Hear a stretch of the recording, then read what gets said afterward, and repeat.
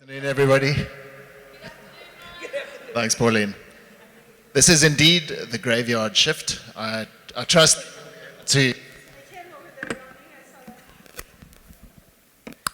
that we'll be able to keep it lively for you. We have a maximum of 1 hour allocated to this debate.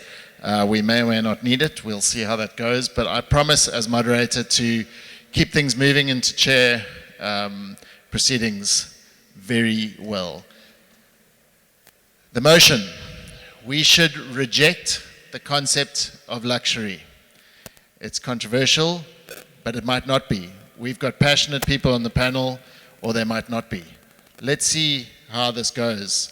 I think it's my job initially to present the format. As Pauline mentioned, this is a Oxford Union-esque type debate where we have two teams, each voting, one of them proposing the motion and one of them opposing the motion. There is space for audience participation. We will have 5 things going on. Before the debate starts, there'll be a voting round where I will ask each one of you by a show of hands to, before hearing the argument, vote on whether you support or reject the notion that we should reject the concept of luxury. So start thinking about that. Are you a supporter or are you against it?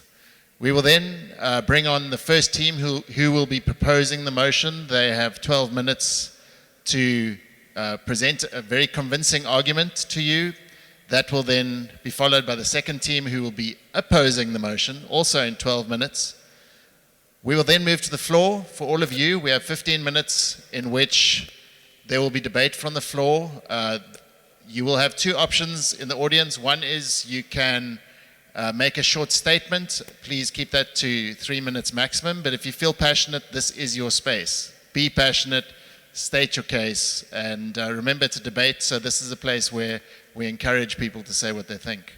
You can also ask a question via the chair through me to one of the panelists, and we'll make sure there's time for one of them to ask it.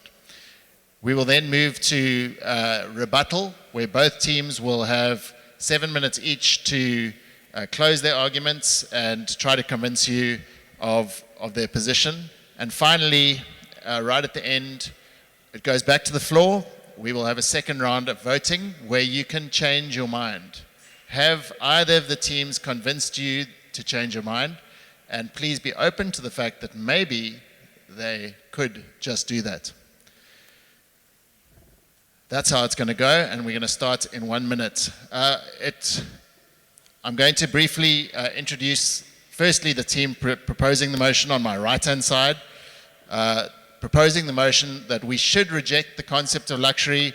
Firstly, Felicity Carter will open things. Felicity is the executive editor of The Drop, the digital magazine of American wine search engine Pix. I'm sure if you're on social media, you've followed her. For years, she was senior editor, editor-in-chief of Meiningers, Wine Business International in Germany, which she built into a magazine read in 38 countries. Noted speaker, she has given keynotes all around the world at top wine industry conferences. She's currently editor-at-large for ARENI Global and widely published. Yeah. Also, proposing the motion on my right-hand side, Julia Coney. Julia is a Washington DC-based wine and travel writer, educator, and consultant. International woman of mystery. She spent over 20 years working in the legal field before switching to careers to become a full-time writer and consultant. She holds WSET Level 2 certification, wine and spirits, pursuing her master level champagne certification with the Wine Scholar Guild. She's been featured widely in Forbes, Glaber, Essence, Texas Monthly, Washington Post, and numerous other publications. On my left-hand side, opposing the motion, or rather proposing the motion that we should not reject the concept of luxury, Anthony and his wife Olive, hi Olive, are the owners of Hamilton Russell Vineyards in the Himalaya Valley. Anthony has completed a BSc in biological science, followed by an MA in geography at Oxford and an MBA at Wharton. In 1991, he returned to South Africa to take over the family estate, Hamilton Russell, and subsequently purchased from his family in 1994. Anthony is very passionate about expressing origin, soil structure in particular, and in wines aiming for more classic styling. So this will be very interesting. Then finally, also opposing the motion, Nicole Rollet, as many of you know, co-founder of ARENI Global. Nicole and her husband Xavier are the brains behind the restoration of Chêne Bleu, which was in 2010. In 2017, Nicole saw the need for a collaborative approach to change, hence ARENI. She held the first Fine Minds for Fine Wines event along with Pauline Vicard in the Rhone Valley that same year. Created a space where major issues could be addressed by key experts from all walks of life, hence all of you here today. The think tank is now part of ARENI's programming and an annual invitation-only event. With that, I'm going to commence to launch the debate. A final comment from me before I back down. These speakers are competitive debaters. Therefore, they have been given the subject and told to oppose or propose. They therefore do not necessarily believe what they are saying, but they have been told that they have to be convincing, they have to use fact, and it may not necessarily represent their own beliefs. So, get ready for that. Ladies and gentlemen, these are your speakers today, and they are most welcome. So, let's get things going. The first team who will be proposing the motion, we should reject the concept of luxury.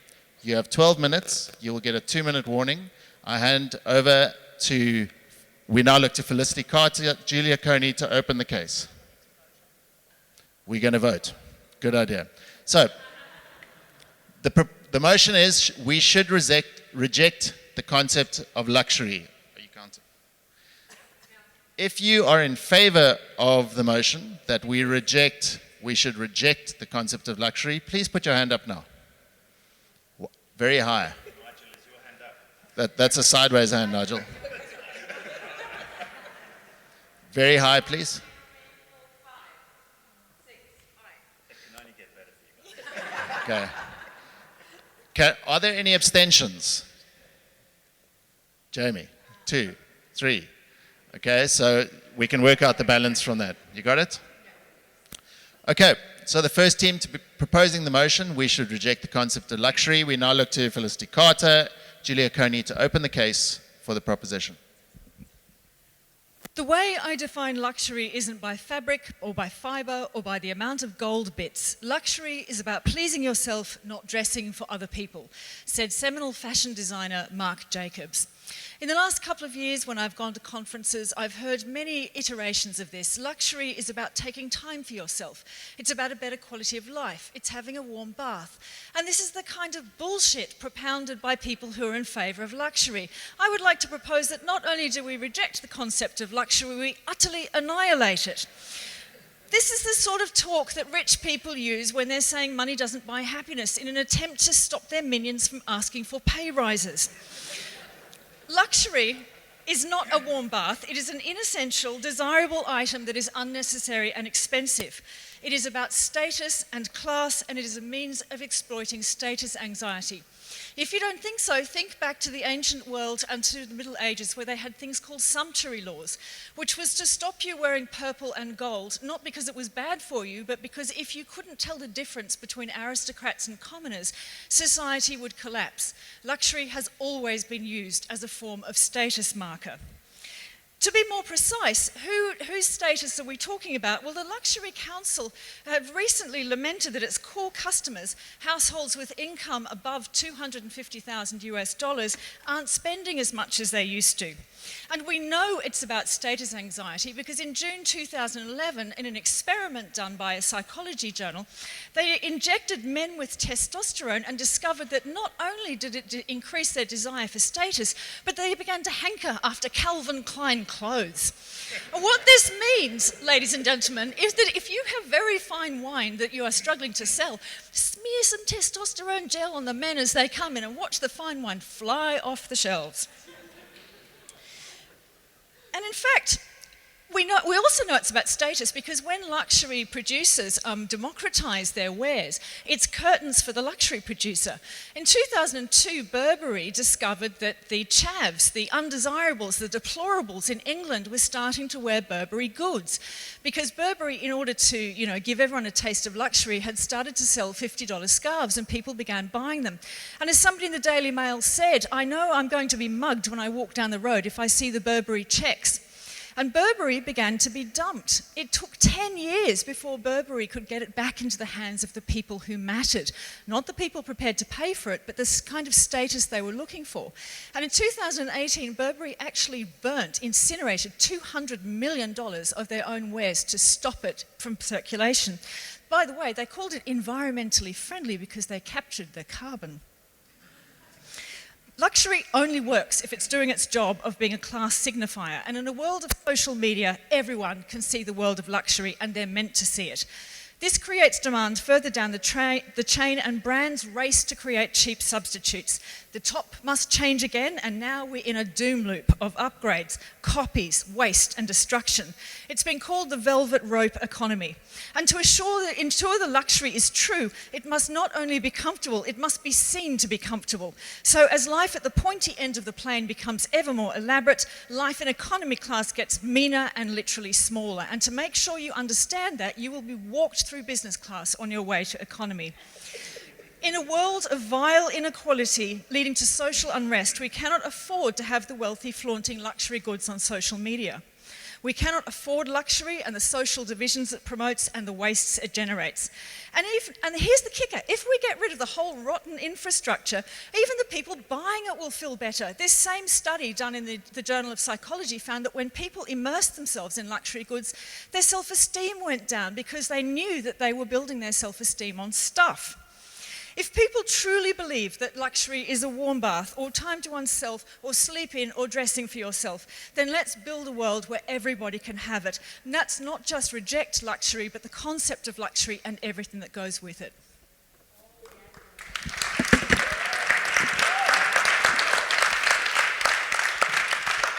And in time, luxury is a social construct. I know we don't like to hear that, and so I am against the word luxury because luxury is the new caste system. And we don't like those when we talk about wealth and the distribution of wealth. But when you say luxury, what it means is relatable to expensive.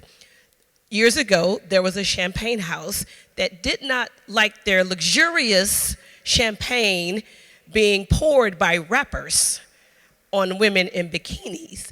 And so the way they turned their head on luxury was they created their own champagne house.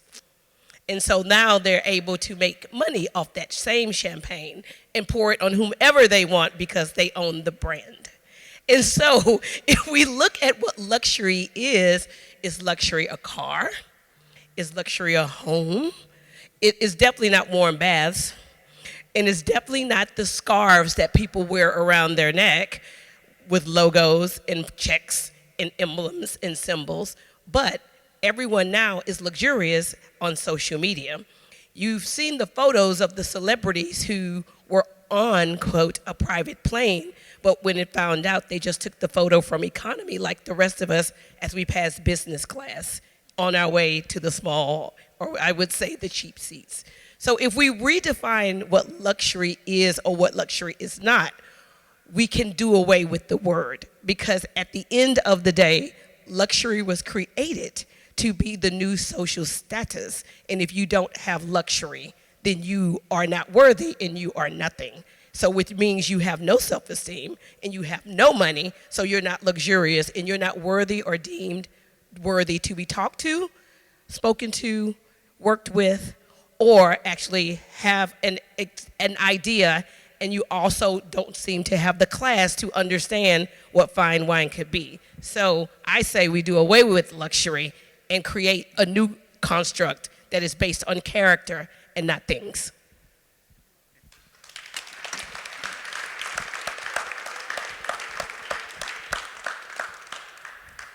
Our thanks to the first team for their spirited proposition.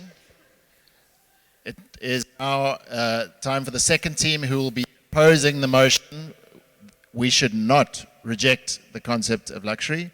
We now look to Anthony Hamilton Russell and Nicole Relay to open the case for the opposition.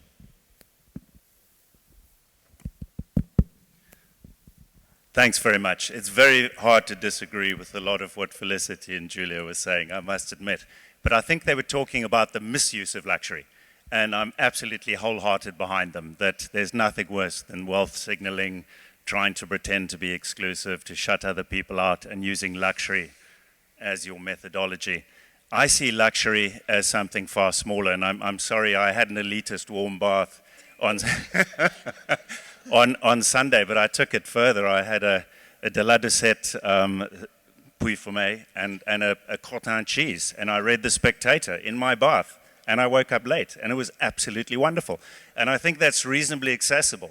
And I see fine wine as a civilizing force, and all of you that are here, and I'm actually quite pleased to see how few hands went up to reject the concept of luxury, because the essence of fine wine is that sense of bringing beauty and joy through something that actually is affordable. Perhaps my happiest moment was hearing of two students that drove from Cape Town to our property to buy a single bottle of Pinot Noir and split the cost for a friend's 21st. So yes, our wines are expensive. Even for us, they're special occasion consumption, but they are available.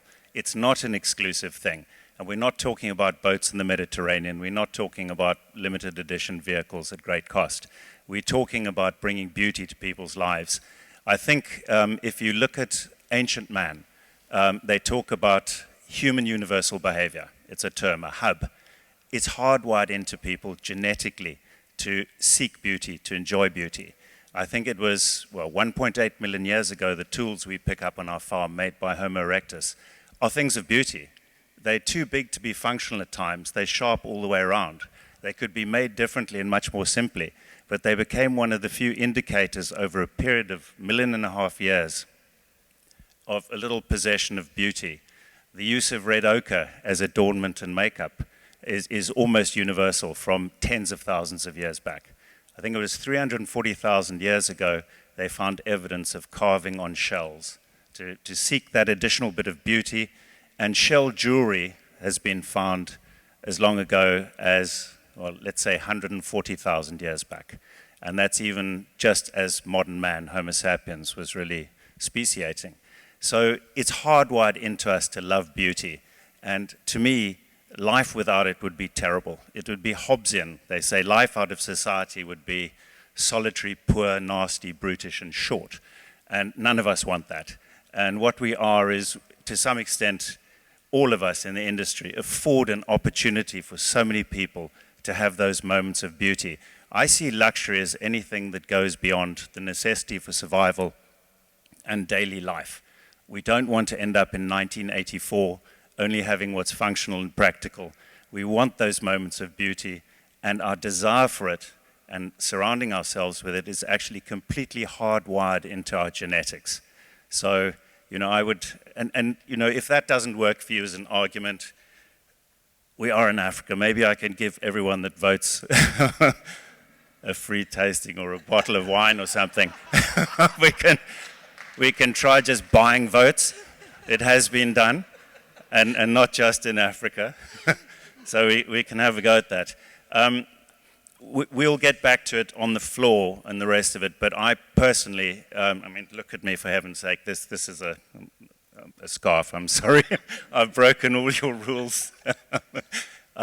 I do think life would be absolutely terrible without those joys and those moments of beauty. We're not really designed to live in highly populated, ordered societies, and that only happened in the Holocene, a period of unusual stability when agriculture developed. Previously, small bands of interrelated hunter-gatherers on the move, living at one with nature. And it's dysfunctional. The way we live now, it's dysfunctional. We need the beauty of that mild euphoric alcohol delivered in its most sophisticated, civilizing and beautiful form, fine wine. If you want to go and have a vodka shot or a tequila shot, fine. But what we're offering people is that beautiful euphoric in its most elegant expression. And I'm proud of that.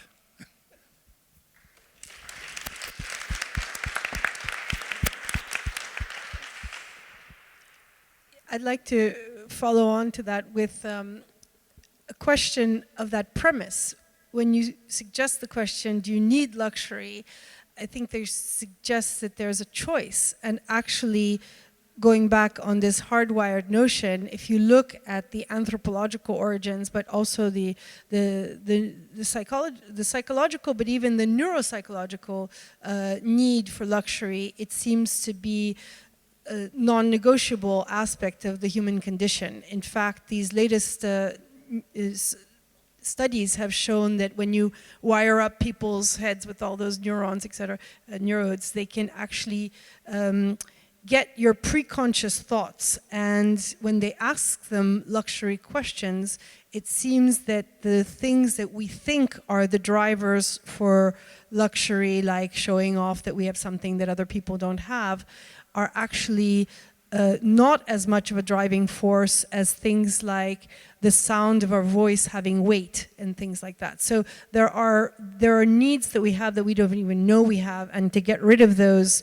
through desire is going to be very difficult, because even in egalitarian societies that argue perhaps convincingly that we should all have access to the same things, even in those societies, quickly you have these hierarchies that develop, and people who have social codes, sometimes status symbols, sometimes status skills, that will try to create this pecking order that we talked about. So in fact, I believe what we're really looking at here is the definition of what constitutes luxury that we can wish for or aspire to. And I would say that the definition of that, when you're talking about luxury, I hear a lot of subtext, which is bling, which is exclusivity.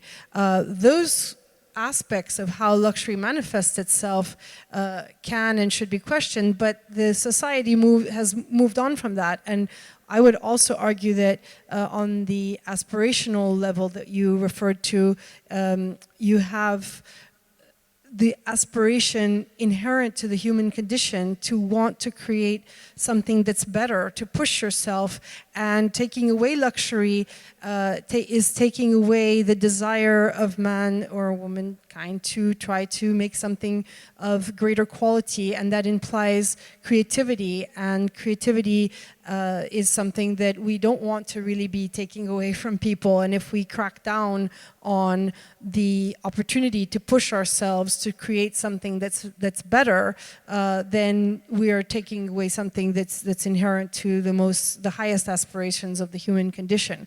And for that journey, the famous hero's journey, which is where you push yourself out of your comfort zone by undertaking a journey that's uncertain towards a greater end. You go out of your shire towards, potentially getting the whatever dragon's treasure, etc. That is something that I believe is part of the pursuit of a certain form of luxury. It means a rejection of the status quo and an aspiration to something greater. And I, for one, don't want to give up that aspiration.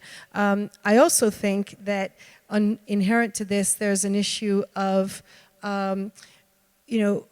nobody cares what we think. What I mean by that is that by 2025, the Gen Zers and the Gen X, etc., they're going to be accountable for 70% of luxury purchases. And they don't care what everybody in this room thinks. And their criteria that have a very different definition from conspicuous, they've gone for conscious. We all have heard that they have sustainability and other criteria at the heart of their belief systems. They're the ones that we will be or should be paying attention to for their definitions. And also regionally, 45% of luxury goods will be purchased by China within 3 years. I think it's about 40% now, but the fact that their definition of luxury, whether it's conspicuous or not, is going to be ultimately more relevant to the world economy than what we think, unless we're from China, I think is another reason to think that it's futile to put all our energies to rejecting luxury. We're better off embracing it and then trying to channel it towards something that we can live with as a belief system.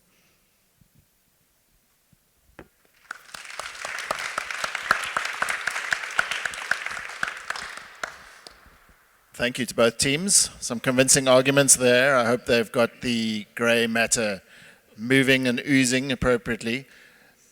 That brings me to my next job as chair, is to open the debate to the floor.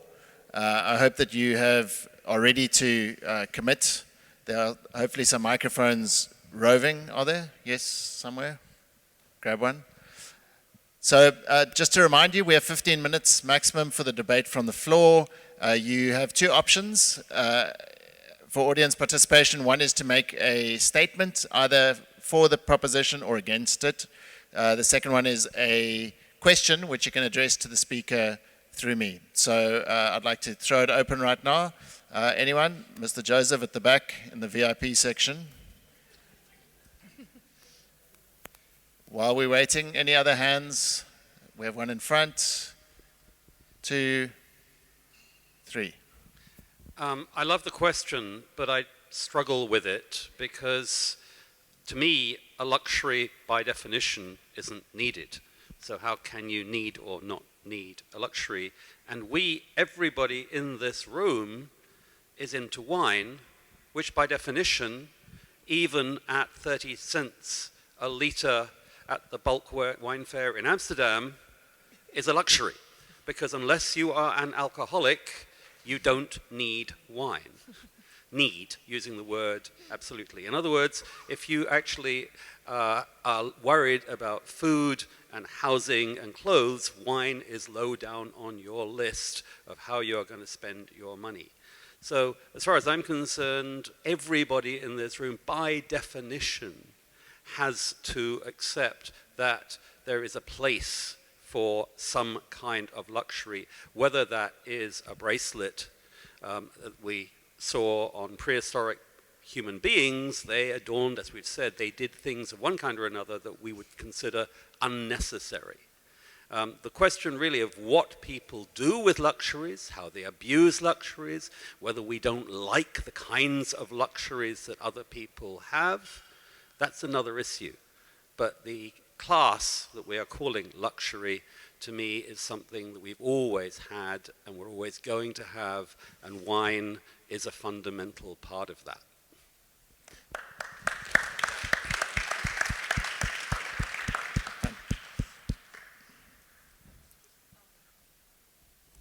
Okay, for me, luxury is so important.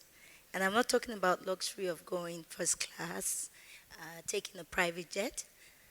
I believe in waking up in the morning, having my coffee with no calls, my phone's off, spend that extra time talking to myself. That's my luxury, because I have that time for myself. And then for a poor man, I mean somebody who is not having bread and butter, and I offer him butter. For him that day, that's luxury. You drinking wine and drinking fine wine and drinking a 10 euro wine, between a 10 euro and a 20 euro wine, you see the difference.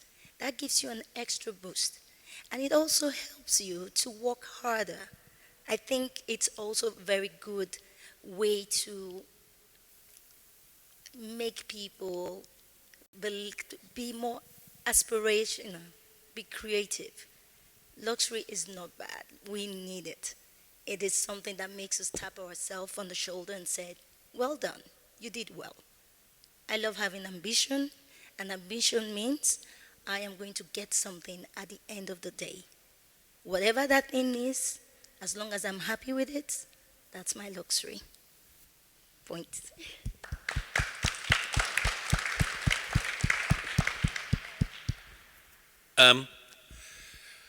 I think this is a conversation that is a bit like turning around to your children and saying, sorry, I've used all the air miles, we've done all our travel, you can't have it anymore.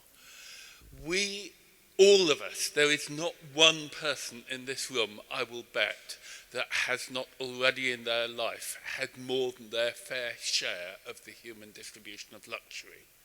We do not have the right to say to anybody else, you're not getting it because we've used it all up. So, sorry, I don't think the entire premise is valid, because we don't have the right to tell other people that we've done more than our share, so you can't have any. Thank you. In the middle, please. I think that we've managed to get ourselves sufficiently confused over the concept of what luxury actually is. It would seem that some people think that luxury is anything which is not essential.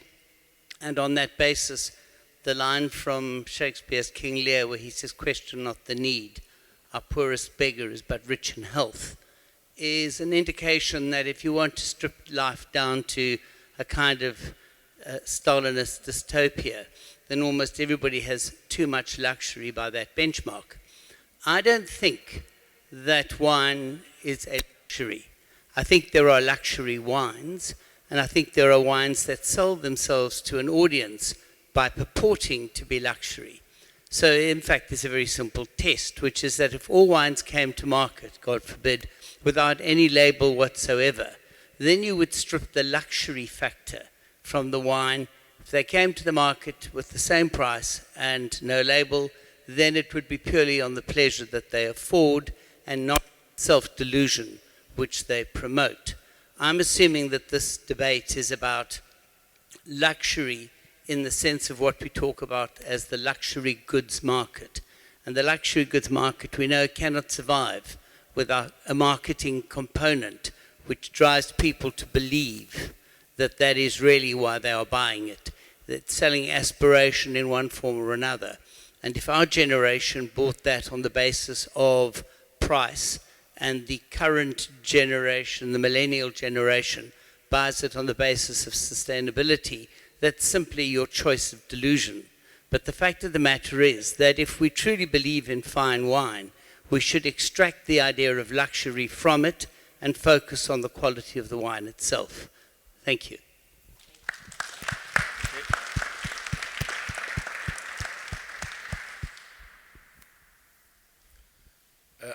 So I believe in luxury for all the reasons that Anthony outlined. I mean, I think luxury is a skilled artisan or service provider really manifesting their pursuit of beauty or joy, right? I mean, that's what it seems to me. But if that can only be achieved, if that beauty and joy can only be achieved for one person by causing distress or pressure on the humans provided or that are required to produce that, then it's failed before it started. So I'd have a proposal that if we could clearly define luxury, perhaps then purveyors of luxury should, by definition, be forced to submit to compulsory certifications that prove the protection of the humans that produce the luxury in the first place. That's all.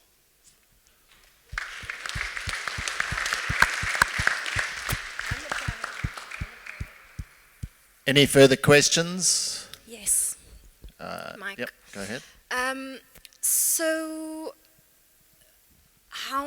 10 years down the line, how many of us in this room are still going to be here?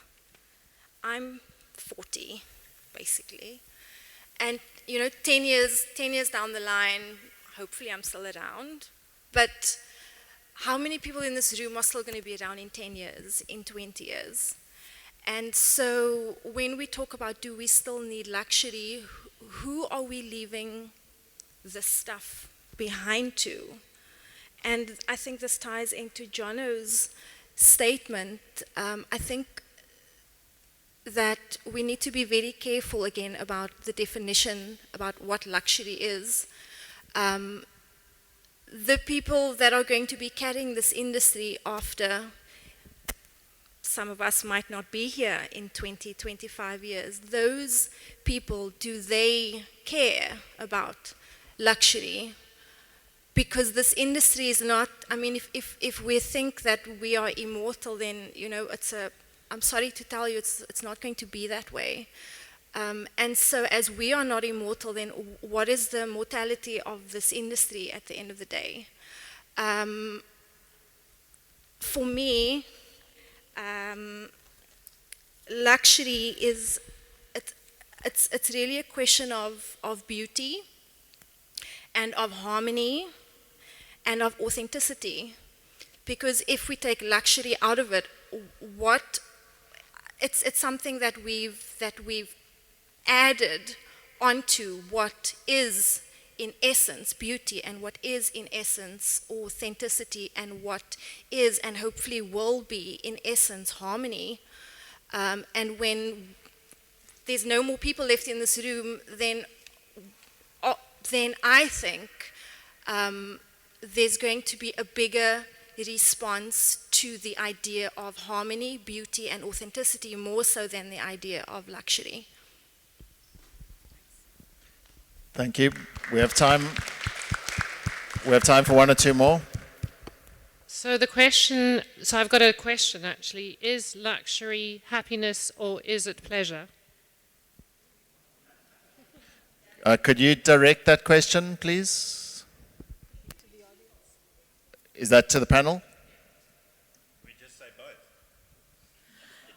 Luxury is happiness and pleasure. It is twofold. It brings both. It brings joy to all of us. I love having and enjoying a glass or a bottle of wine that is 10 to 20 years old, and it brings me joy to share that with other people. If that is luxury, give it to me, and I'm going to spread it around to everybody because everyone needs it. Thank you.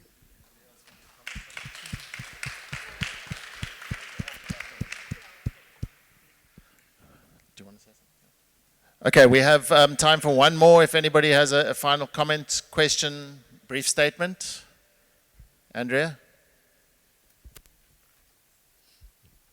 So this is also a question then for the panel. So if luxury brings beauty and pleasure and inherently might cost more money, if we're supposed to reject luxury, what are we supposed to accept? So just for an example, we all need blankets in life. If a luxurious blanket is cashmere, if we're rejecting luxury, are we supposed to accept a blanket made of poison oak?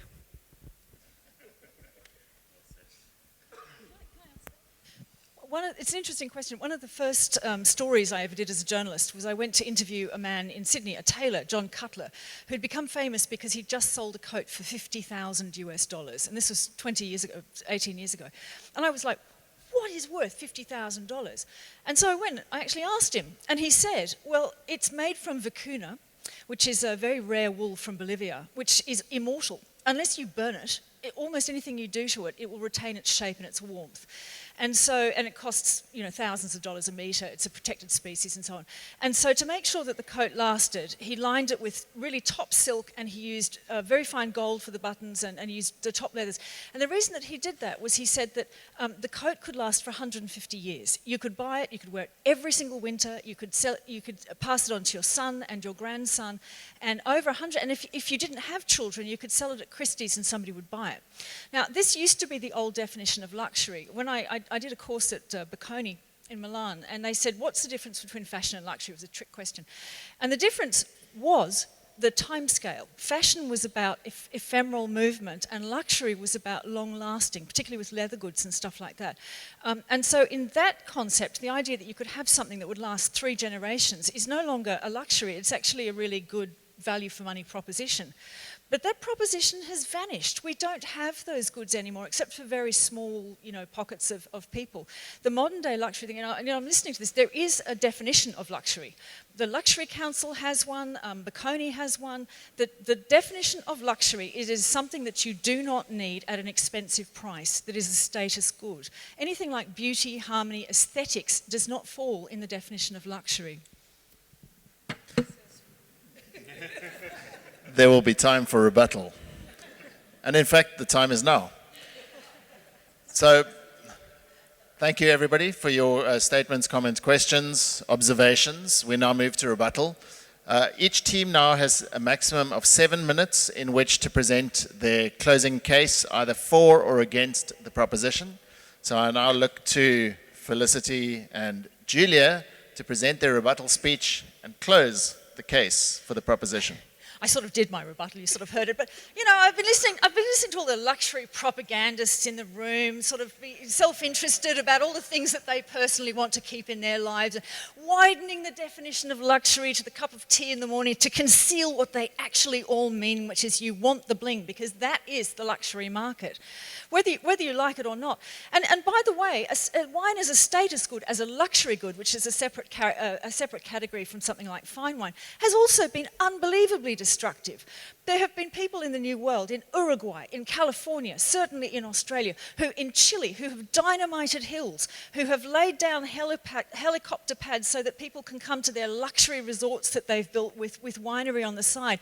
There have been people who have moved rivers in different directions and uprooted forests, all so they could have a trophy winery. The destruction that this sector of the economy does is absolutely enormous, and the fact that it is hardwired into us, which by the way I agree with, doesn't make it any better. So if what you want is to transform the definition of luxury to everyone having a nice time with it in their bath or their cup of tea, then let's be honest about that and say let's build a world where everybody can have that, because we used to have that and it's gone.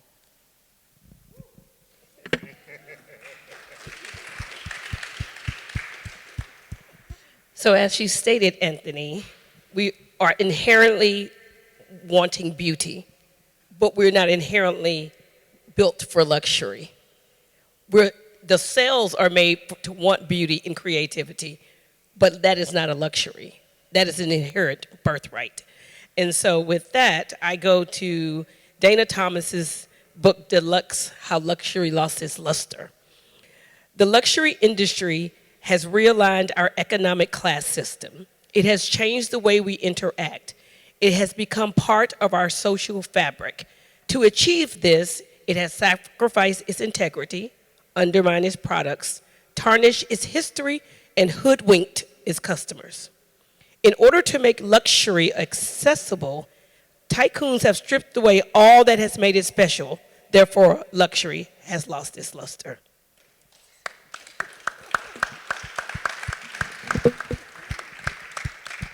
Thank you very much to the first team for your closing case. I now look to Anthony and Nicole to present their rebuttal speech and close the case for the opposition. Well, we had some wonderful observations from the floor. Thank you for those. I just want to get back to this thing. It's the misuse of luxury and the concept of luxury. I just have to hear the word bling or hear about people spraying champagne or telling everyone what they paid for a vicuna wrap or whatever it was. It gets me really annoyed as well. I think people lacking taste. And one beautiful things about fine wine, taste is at the essence of it. And I think fine wine is one of the best vehicles for educating people into that more refined sensibility that regards luxury as a wonderful extension to life, something of beauty, something of, I won't even use the word sophistication, but let's say elegance, bringing happiness, comfort, and joy. Those are things that we all want. And I know as an industry, I know very few industries that are more attuned to the importance of not being destructive in their pursuit of production, in being considerate of the environment. Wine producers generally don't do that well. I think everyone in the room who produces wine knows what hard times have felt like. And everyone feels responsibilities towards their immediate environment, to their teams, to their staff, etc.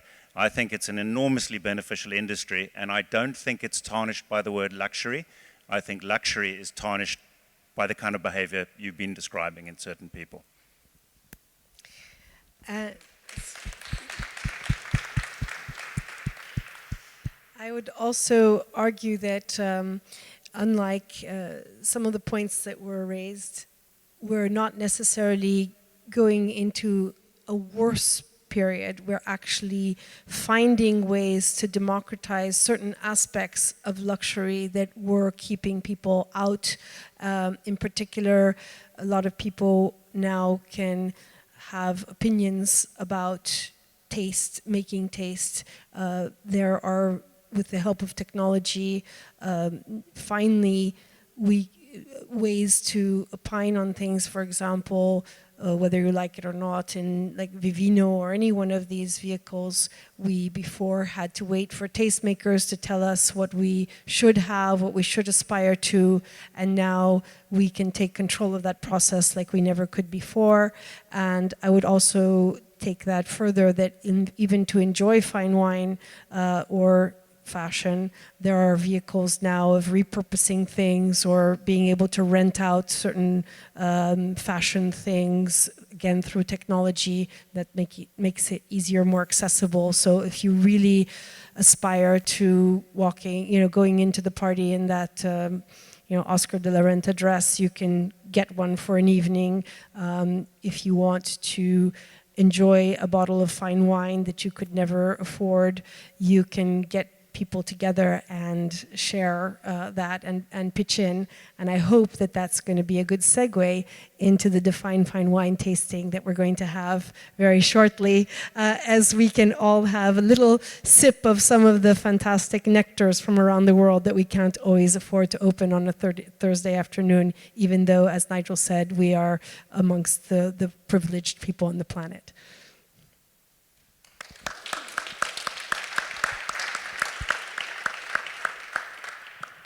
Thank you very much to both teams for your passionate argument. It now brings the debate to an end, and it's time to start the voting. Pauline, as chief counter, if you could stand up and do what a chief counter does, which is very important. I'm going to read again to you the proposition. The motion is that we should reject the concept of luxury. You are either in support of that or you are against it. I would like to say, if you are in support of the motion, please raise your hand very high. Thank you. If you support the motion that we should reject the concept of luxury, please raise your hand. Well, we've lost because you've got a lot more votes than when we began.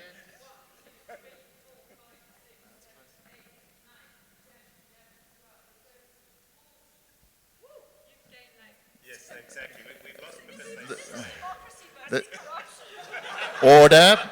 Order.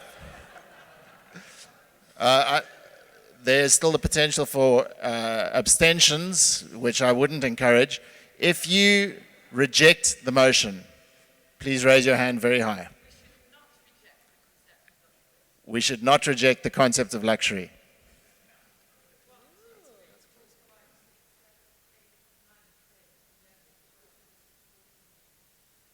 Can we vote?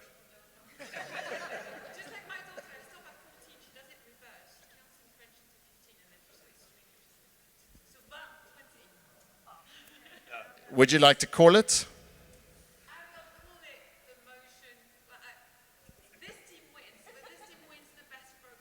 Yes, absolutely. So as far as I'm concerned, you guys won.